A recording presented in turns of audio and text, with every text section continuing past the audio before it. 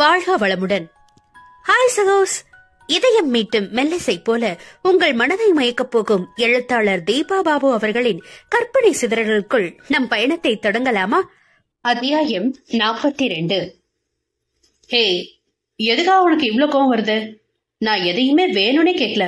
உன்னுடைய திட்டத்தை தெரிஞ்சுக்கலான்னு தான் விவரம் கேக்குறேன். திருமணத்தை தள்ளி போடுறதுனால நீ எப்படி லாபம் அடைவன்னு யோசிச்சதோட விளைவுதான் அந்த கேள்வி என ரிச்சர்ட் விளக்கவும் சற்றே அமைதியானாள் அட்சயா. லாபம் எப்படியா? முதல் விஷயம் திருமணம் தள்ளி போகும். தனக்குள் ஊற்றெடுக்கும் நகையை அடக்கியபடி ரெண்டாவது என அக்கறையாக கதை கேட்டான். ரெண்டாவது, நீங்க கேலி பண்ணது போலலாம் நான் கன்னியாஸ்திரி ஆயிட மாட்டேன். நான் தான் கேலி பண்ணலன்னு சொல்லிட்டேனே. நீங்க சொன்னாலும் நான் நம்ப மாட்டேன். நீங்க கேட்டது அப்படித்தான் என்று எரிச்சலுடன் மொழிந்தாள் அட்சயா. ஷப்பா, இவ வாயை மட்டும் என்னைக்குமே அடக்க முடியாதுன்னு இருக்கு. இதுவே நல்ல எக்ஸாம்பிள் என இடவளமாய் தலையசைத்த ரிச்சர்டிற்கு ஆனாலும் அவளுடன் பேசுவது சுவாரஸ்யமாகத்தான் தோன்றியது. சரி, அதை விடு, நீ கதையை சொல்லு. என்ன கதையா என்ற அட்சயா எகிரவும் தான் ஐயோ என நாக்கை கடித்த ரிச்சர்ட் தலையில் கை வைத்துக் கொண்டான்.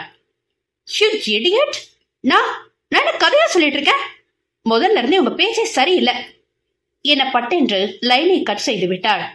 ஏய், இல்ல இல்ல என்ற அவனுடைய மறுப்பு அவளை சென்றடையவே இல்லை.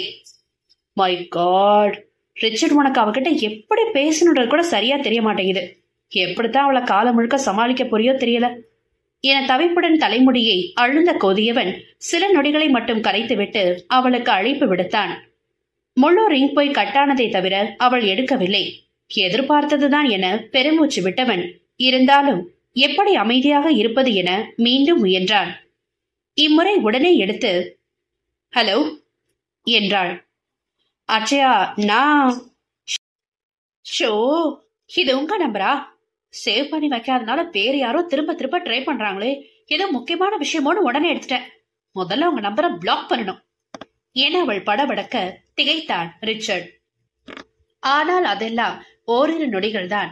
அவளை சமாளிக்க வேண்டுமே என மின்னல் வேகத்தில் யோசித்தவன், பிளாக் பண்ணு. நாளை காலையில விடிஞ்சதும் முதல் வேலையா கிளம்பி நேரா வந்து உன் வீட்லயே உன்னை பாக்குறேன் என்று அறிவித்தான். என்ன, என் வீட்டுக்கு வருவீங்களா என்று திணறினாள் அட்சயா. அப்பா, முறையா திக்கிறா. விடாத ரிச்சர்ட், அப்படியே பிடிச்சுக்கோ. ஆமா, பின்ன நான் வேற என்ன பண்றது? உன்னோட பேசணும்னா நான் உன் வீட்டுக்கு வந்துதானே ஆகணும், இல்ல ஹாஸ்பிட்டல் ஓகேவா என்ற கூலாக கேட்டான். என்ன விளையாடுறீங்களா நீங்க என்றாள் இவள் கோபமாக. இல்ல, சீரியஸா பேசுறேன். எனக்கு உன்னோட பேசணும். அது போன்லனாலும் சரி, இல்ல நேர்லனாலும் சரி. ஏன் என் கூட பேசணும்? நீ எதுக்காக என்ன கால் பண்ண எனவும் கப்சிப் என்று அமைதியானாள். பதில் சொல்லு என்றான் அதிகாரமாக. உள்ளே தோன்றும் புகைச்சலை வெளியேற்ற இயலாமல், நான் திருமணம் வேணான்னு பேசுறதுக்காக கூப்பிட்டேன் என்றாள் எடுப்பாக. எனக்கும் அப்படிதான். திருமணம் வேணும்னு பேசுறதுக்காக உன்கிட்ட பேச ட்ரை பண்றேன். திருமணம் வேண்டுமா என ஒரு கணம் வாயை பிளந்தவள், நான் வேண்டான்னு இத்தனை தூரம் சொல்றேன், இந்த லூசு பக்கி என்ன கல்யாணம் வேணும் வேணும்ன்றான் என்ற புருவம் சுளித்தாள். என்ன சத்தத்தையே காணோம்? உடனே வெகுண்டவள், நீங்க என்ன உங்க இஷ்டத்துக்கு பேசுறீங்க? நான் கல்யாணம் வேண்டான்னு சொல்றேன் என ஆரம்பிக்கும் பொழுதே இவன் இடையிட்டு, நான் வேணும்னு சொல்றேன் அவ்வளவுதான் என்று முடித்தான். என்ன மாத்தி மாத்தி பேசுறீங்க? முதல்ல சரின்றது மாதிரி தானே பேசுனீங்க. ஆமா, முதல் தடவை பேசுறப்போ உனக்கு பிடிக்காததை பேசி கோவப்படுத்த வேணாம்னு நினைச்சேன். நீதான் எதை பேசினாலும் கோவப்படுறியே, அப்புறம் எதுக்கு சம்பிரதாயம் பார்த்துக்கிட்டு என்றான் ரிச்சர்ட் அசட்டையாக. ஒரு கணம் குழம்பியவள் தலையை உலுக்கிக் கொண்டு, இப்ப கடைசியா என்னதான் சொல்றீங்க என்றாள் முகத்தை சொலித்தபடி. அதாவது என்னுடைய தெளிவான பதிலை எதிர்பார்க்கிற, அப்படிதானே? ஆமா என அளவுக்கு அதிகமாகவே வார்த்தையை அழுத்தினாள். ஓகே, தெளிவா சொல்றேன், நல்லா கேட்டுக்கோ. ஆனா மறுபடியும் என்கிட்ட நீ கேட்க கூடாது. என்ன ஓவராதான் அலட்டான் என உதட்டை சுழித்து பழித்தாள். என்ன என்று மெடுக்காக குரல் கொடுத்தான் ரிச்சர்ட். பா சாமி என பெருமூச்சு விட்டவள் சரி என்றாள். என்றவனுக்கு அதுவரை இருந்த கம்பீரம் தொலைந்து லேசான தயக்கம் பிறக்க, என்ன இப்ப நீங்க அமைதியாயிட்டீங்க என்றாள் அட்சயா நக்கலாக. மெல்லைய பதற்றத்தில் கமறிய தன் குரலை மெதுவாக செருமி சரி செய்தவன், ஐ லவ் யூ என்றான் ரொம்பவே இயல்பாக, தன்னை மீறி பிறந்த ரகசிய முறுவலுடன். என்னது லவ்வா என அதிர்ந்த விழிகளை விரித்தவள் அவனுடைய சொல்லை மீறி, என்ன என்று கூவினாள். நான் மறுபடியும் கேட்க கூடாதுன்னு சொன்ன இல்லையா என ரிச்சர்ட் அதட்ட, அடச்ச என்று அவள் வாய்க்குள் முனகுவது இங்கே இவன் செவிகளில் தெளிவாக விழுந்து மனதில் உல்லாசத்தை தோற்றுவித்தது. ஐயோ, என்ன அவ பொசுக்குன்னு ஐ லவ் யூன்னு சொல்லிட்டா, இப்ப நான் என்ன பண்றது என தனக்குள் புலம்பியவள் தன்னை காதலிக்கிறேன் என்று பேத்தி கொண்டு தன் பெண்ணால் கல்லூரியில் சுற்றியவனை நினைவுக்கடுக்கில் கொண்டு வந்து மீட்டு அந்த கோபத்தையும் ஒட்டுமொத்தமாக சேர்த்து இங்கே இவனிடம் எகிரலாம் என பலவிதமாக முயன்றாள். ஆனால் இவள் அந்த சம்பவங்களுக்கு உரிய முக்கியத்துவம் கொடுக்காமல் வைத்திருந்ததாலோ என்னவோ தற்பொழுது அதை நினைத்து பார்த்தால் எந்தவிதமான எதிர்மறை உணர்வும் சுத்தமாக தோன்றவில்லை. அடக்கடவுளே, அவனிடம் முன்பு சாதாரணமாக தோன்றிய கோபம் கூட இப்பொழுது வரமாட்டேன் என்கிறதே. அவனை ஏதாவது திட்டடி, வீணா போனவளே, அவன் நிச்சயம் உன்னை தப்பா நினைக்க போறான் என்று தனக்குள் நொந்தபடி பதற்றமாய் இதற்கும் அதற்கும் நடக்க ஆரம்பித்தாள். நிமிடங்கள் கரைந்தும் இரு பக்கமும் அமைதியே நிலவ சுதாரித்த அட்சயா தன் நடைபயிற்சியை தற்காலிகமாக நிறுத்திவிட்டு, ஹலோ என மெதுவாக குரல் கொடுத்தாள். அடுத்த நொடி அவனிடமிருந்து பதிலுக்கு பிறந்த ஹலோவில் தன் இதய துடிப்பு எகிறுவதை உணர்ந்தவள் அதை சமன்படுத்த மெல்ல கட்டிலில் அமர்ந்தாள். நீங்க இன்னும் லைனை கட் பண்ணலையா? எப்படி கட் பண்ண முடியும், நம்மன்னு பேசி முடிக்கலையே. இன்னும் என்ன இருக்கு பேசுறதுக்கு என்று கேட்டவளின் மைண்ட் வாய்ஸோ, அதான் நீ பேச வேண்டியதெல்லாம் நல்லா பேசிட்டியடா என அழுத்து கொண்டது. அப்போ உனக்கு ஓகேவா என்று மெதுவாக கேட்டான் ரிச்சர்ட். என்ன ஓகே என்றாள் மீண்டும் உள்ளூர பிறந்த படபடப்புடன். நான் சொன்னதுக்கு நீ எதுவும் மறுப்பு சொல்லல. இனி பேசுறதுக்கு என்ன இருக்குன்னு கேட்டா ஒருவேளை பதில் தயாராயிடுச்சு போல இருக்கு, அதனால பதில கேக்குறேன் என அவசரமாக மறுத்து தலையசைத்தாள் அட்சயா. எதுக்கு ஊஹும்? எல்லாத்துக்கும் ஊஹும் தான். நான் கல்யாணமே வேண்டான்னு சொல்றேன், நீங்க என்னன்னா கூலா ஐ லவ் யூ சொல்றீங்க என்று மீண்டும் முருங்கை மரம் ஏற ஆரம்பித்தாள். ஆஹா, மறுபடியும் ஃபுல் ஃபார்முக்கு வராளே. லுக் அட்சயா, நீ திரும்ப திரும்ப பேசினதையே பேசிட்டு இருக்க. I feel tired now. ஏன் வர இதான் பதில். நான் தெளிவா இருக்கேன். எனக்கு ஒண்ணு பிடிச்சிருக்கு, கல்யாணம் பண்ணிக்க ஆசைப்படுறேன். இதுக்கு மேல உன் தரப்பு விவாதமா நீ எதையும் நியாயப்படுத்தி எனக்கு திருப்தி அளிக்கிற வகையில சொன்னா நான் நிச்சயமா எந்தவித மறுப்பும் சொல்லாம அதை அப்படியே ஏத்துக்கிறேன். அப்படி இல்லைன்னா என நிறுத்தி ஒரு ஆழ்ந்த நெடிய மூச்சை வெளியேற்றியவன், இந்த திருமணத்தை நிறுத்துறதுல நான் உனக்கு எந்த விதத்திலையும் உதவ முடியாது. நல்லா யோசிச்சு முடிவெடு. நீ எப்ப வேணும்னாலும் என்ன காண்டாக்ட் பண்ணலாம். அது போன்னாலும் சரி, நேர்லனாலும் சரி. ஓகே, குட் நைட் என தொடர்பை துண்டித்தான். என்ன ஆள் ஆளுக்கு என்ன நல்லா யோசிக்க சொல்றாங்க என்று பல்லை கடித்தவள் மொபைலை தூக்கி எறிந்துவிட்டு தலையணையில் மூச்சு முட்டும்படி முகம் புதைத்து அதோடு தன் ஆத்திரத்தையும் புதைக்க பார்த்தாள். இங்கே ரிச்சர்டின் மனநிலை என்னவென்று அவனுக்கே புரியவில்லை.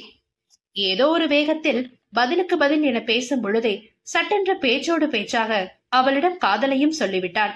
சற்று நேரம் அவள் அமைதியாக இருந்தது ஒரு பக்கம் நம்பிக்கையை தோற்றுவிக்கும் பொழுதே சடாரென்று மறுக்கவும் ஆரம்பித்து விட்டாள் அவள். மேலும் எதையாவது பேசி இருவருக்கும் ஏதாவது மனத்தாங்கள் வந்துவிடப் போகிறது என்றுதான் வேகமாக பாதையில் பேச்சை கத்தரித்து விட்டான். பார்ப்போம், இன்று பேசியதற்கான ரிசல்ட் எந்த திசையிலிருந்து எப்படி வருகிறதென்று எண்ணியபடி தளர்ந்து படுத்தான். 2 நாட்களாக தூக்கி வைத்த முகத்துடன் சுற்றுபவளிடம் எதையும் கேட்க தயங்கிக் கொண்டே வீட்டில் உள்ளோர் அமைதி காத்தனர். அட்சயாவிற்குத்தான் உள்ளும் புறமும் ஏனென்று தெரியாமல் ஒருவித எரிச்சலாகவே இருந்தது. எவர் கூறியது போலவும் அவளுக்கு யோசிக்கவே பிடிக்கவில்லை. யோசித்தால் நியாயத்தராசு அவன் பக்கம்தான் சாகிறது. அனைவருமே, ஏன் அவனுமே கூட இத்திருமணத்திற்கு எதிராக கேட்கும் எந்த ஒரு வேலிட் பாயிண்டும் அவளிடம் சிக்க மாட்டேன் என்கிறது. இதில் இன்னொன்று, அவளுக்கு தன் மீதே கடுப்பை வரவழைப்பது என்னவென்றால், எத்தனை முயன்றாலும் அவன் மீது வெறுப்பிற்கு பதில் கோபம் மட்டும்தான் அவளுக்கு வருகிறது. மேடம். என்ன அவ்வளவுதானா? முடிஞ்சிடுச்சா? இனி யாரும் இல்லைனா நாம சாப்பிட கிளம்பலாம் என்று தனது உதவியாளரிடம் வினவினாள் அட்சயா. நேரம் மதியம் 1:50. இல்ல மேடம், இன்னும் ஒருத்தர் இருக்காங்க, ரொம்பவும் வித்தியாசமா என்றாள் அவள் நமட்டு சிரிப்போடு. தன் வேலையில் கவனமாக இருந்தவள், என்ன வித்தியாசம்? இதுவரை கேள்விப்படாத வியாதியோட எதுவும் வந்திருக்காங்களா என்றாள் அட்சயா கேலியாக. அதெல்லாம் இல்ல, சாதாரண விஷயம்தான். ஆனா மனுஷன் அரை மணி நேரமா ரூம் முன்னாடி உட்கார்ந்துகிட்டு தனக்கு பின்னால வந்தவங்க எல்லாரையும் முன்னால அனுப்பிட்டு இருக்காரு.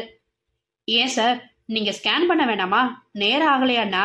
பரவாயில்ல, எனக்கு நேரம் இருக்கு. வந்திருக்கவங்கள அவசரமானவங்கள முதல்ல பாத்துட்டு போகணும்னு சொல்றாரு.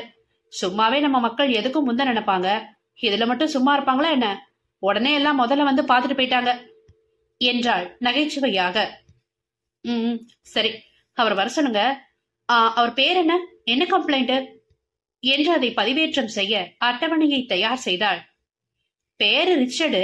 பிரச்சனை என அவள் சொல்வதற்குள் அவளுடைய கையில் இருந்த ஃபைலை வேகமாக பிடுங்கிய அட்சயா பதற்றத்துடன் விழிகளை அதில் ஓடவிட்டாள். ரிச்சர்டின் பெயரும் வயதும் அவன்தான் என்பதை உறுதிப்படுத்த சிறுநீரகத்தில் கல் உருவாகி இருக்க வாய்ப்புள்ளது என்கிற மருத்துவரின் சந்தேக அறிக்கையை படிக்கவும் தான் விஷயத்தை உணர்ந்தாள். மேலும் அவனுடைய நிதானமும் அறிக்கையும் அவன் உடல்நிலையை படம் போட்டு காட்ட, இடியட் என்று முணுமுணுத்தவள், காட், இப்ப எதிரில் இருக்கிறவள எப்படி சமாளிக்கிறது என உதட்டை கடித்தாள். அட்சயாவின் பதற்றம் கண்டு குழம்பியவள், என்ன மேடம் என்று விசாரித்தாள். ஒண்ணுல, அவர் உள்ள வர சொல்லுங்க என்று கைப்பிடியில் ஃபைலை இருக்கினாள்.